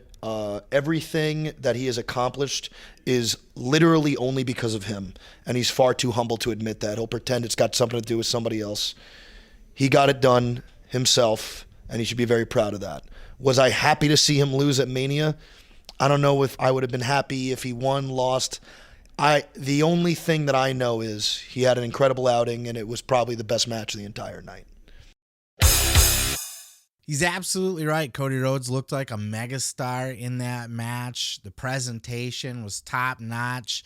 I do think they missed their moment. I've been clear about that. I'm not going to go back on that. I think they missed their moment. I think they are hoping a whole lot of stars align to get to the next moment, if that's what they're going to do. If it's at SummerSlam or Royal Rumble or Money in the Bank or anything less than WrestleMania, that will be a missed opportunity, because WrestleMania is where you want to make the moments. We just talked about how this was certainly a moment. People will not soon forget the day that Cody Rhodes lost to Roman Reigns, for sure, 100%. But if you want to pass that torch and you want to draw out the story, but you eventually want to tell that Cody came back, worked harder, fought harder, overcame the adversity to come back and win the championship, you're asking a lot. You're asking the fans to still be around for that ride. You're betting that you're going to be able to tell a story that's as compelling as the finish the story. My dad, blah, blah, blah, blah. Like, Cody can't tell that same story again. It's not going to work because we already doubt him now. He got our hopes up. He got everybody's hopes up. That's something you don't do. You don't tell people you're going to win or damn near ensure it. I don't know that he said he would outright win, but God, it was certainly the Cody Rhodes campaign, wasn't it? And that was probably by design to really make everybody believe. But at the end of the day, he lost. Now you're going to hope that he's got the same kind of, heat behind him, and that Roman's going to have the same heat behind him, and that nobody's going to get injured, and that, maybe Roman's title reign isn't going to get stale by then. There's a whole lot of factors that could play into what if Cody doesn't get the chance to wrestle Roman? What if one of them's hurt? What if fucking anything could happen between now and then? So it's a lot to bet on, and I think that was a shitty move. But as far as MJF's take on it, that Cody, win, lose, or draw, he looked like a megastar. And look, that could be a sign, too, to what MJF is looking for in a potential jump to WWE. What's my presentation going to be? What am I going to look like? Because that's half the battle, right? You can raise your stock just by being presented as a megastar. You could be presented as a jobber or a guy, or you could be presented as a fucking icon. WWE, there's nobody better. AEW, for as good as their production value is and everything, they don't seem to have that ability to just create icons. Not yet, anyway. WWE has that way of freezing magical still frames, moments in time. And a lot of that happens at the grandest stage, at WrestleMania, or just in stadiums in general. So AEW's got a stadium show coming up. Maybe they'll be able to do that. But certainly I think MJF is eyeballing the way that Cody was presented much more than is Cody going over and winning the belt ski. But what are your thoughts on the whole thing? Let me know down in the comments below. And I'm going to go ahead and move on to the next. That's it. That's all I got for you this week. Another episode in the books. Episode 78. Can you fucking believe it? We're here. We are on our way to 100. We're going to do 100 episodes. That's fucking nutty, isn't it? I'm going to get there. We'll get there. We're working our way up. I appreciate you guys hanging out with me, watching all the way to the very end. Shout out to homie who sent me the coffee recommendation from last week's episode. I appreciate you, sir. Much love. I appreciate you guys for hanging out and watching with me. If I could bug you to please like, follow, and subscribe, pretty please. Facebook, TikTok, and Twitter. If you're on any of those, I'm on there too. And I got a book out, The Gathering, A Bold Journey into the Belly of the Juggalo Underworld. It's on Amazon, Audible, and Kindle. You can check it out for free with a free sign-up subscription. You can do that too. And then, of course, please, if you're watching on YouTube, hit that subscribe button down below. And if you're listening on a podcast and you haven't yet, subscribe or follow. Help a brother out so we continue to just grow this fucking podcast and just keep it going and going. I'm excited. This was a fun week, very fun week to cover. With Ric Flair being on Rogan, it got me all giddy, and I like that shit. Dax, man, that broke my fucking heart that Dax's podcast came to an end. It really did, man. That's a kick in the balls. It's a big kick in the balls, and I'm pretty pissy about it, but it's not my place to you know what I mean, to say what he should do. You know, obviously he made his decision based on what he felt was right. But god damn, what a week, guys. But we will catch you next week, where hopefully we will have more bullshit, antics, and fun to be had, and news bombs to be dropped. Tony Khan's big announcement. I bet it's Collision. Peace, love, and pizza. I am your boy, Seth Grimes, and this has been the Pro Wrestling Podcast. Podcast.